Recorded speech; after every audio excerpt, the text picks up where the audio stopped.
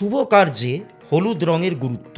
আমাদের হিন্দু ধর্মে যত রকমের শুভ কার্য আছে, যেমন বিবাহ, পৈতে, অন্নপ্রাশন ইত্যাদি ইত্যাদি, এই সমস্ত অনুষ্ঠানগুলোতে আমরা দেখে থাকি যে হলুদ রং প্রচণ্ড পরিমাণে ব্যবহৃত হয়ে থাকে।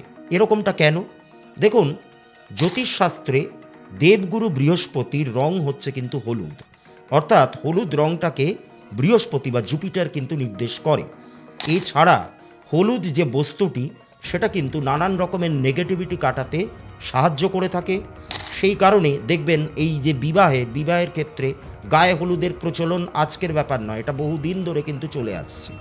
তাই শুধুমাত্র কোনো রকম শুভ কার্য বা শুভ অনুষ্ঠান বলে নয়, আপনারা আপনাদের দৈনন্দিন জীবনে হলুদ রঙের ব্যবহার যদি আরও বেশি করে বাড়িয়ে তুলতে পারেন, তাহলে আপনার জন্য তা শুভ ফলদায়কই হবে। জ্যোতিষ সংক্রান্ত এরকম আরও অনেক তথ্য জানতে আমার চ্যানেলটিকে সাবস্ক্রাইব করুন এবং আমার পেজটিকে ফলো করুন। ধন্যবাদ।